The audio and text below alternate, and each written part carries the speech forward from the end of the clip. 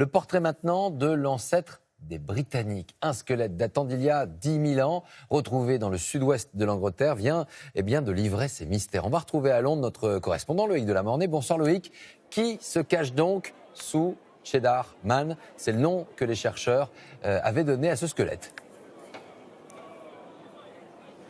Oui Laurent, et vous allez comprendre dans quelques instants pourquoi il est surnommé ainsi Cheddar Man. En tout cas, c'est effectivement l'ancêtre des Britanniques. C'est le plus vieux squelette complet jamais retrouvé ici au Royaume-Uni. Il a 10 000 ans, il était déjà connu.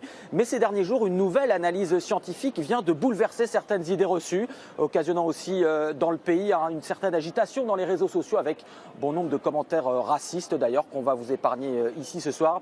Vous allez comprendre pourquoi en regardant cette surprise, une surprise finalement assez logique, dans ce reportage avec Anto Filippi et Blanche Vatton.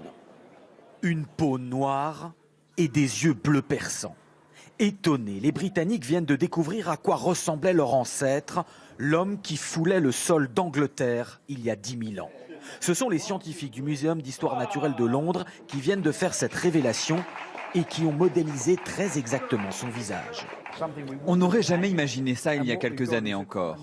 Cette combinaison inhabituelle de cheveux bruns, bouclés, presque crépus, avec une peau très sombre et des yeux d'un bleu vif. La découverte du squelette de cet homme n'est pas récente. Il a été trouvé il y a plus d'un siècle dans les gorges du Cheddar, cette région du sud de l'Angleterre célèbre pour son fromage. En 1997, à partir de ce squelette, les scientifiques avaient déjà extrapolé son visage, celui d'un homme du Mésolithique d'une vingtaine d'années, blanc. Mais les chercheurs d'aujourd'hui ont retrouvé un peu d'ADN conservé dans son oreille et avec les progrès du séquençage génétique ont abouti à ce résultat bien différent. Ça ne m'étonne pas, l'humanité a voyagé depuis l'Afrique, donc ça me paraît logique. Ça va contredire ceux qui croient en une pureté. En regardant cette photo, je pense quand même que déjà à l'époque, c'était un immigrant, venu d'ailleurs dans le monde. Je ne pense pas qu'il soit né comme ça, ici, à Londres. Selon les scientifiques, Cheddar Man est bien né noir sur le sol anglais.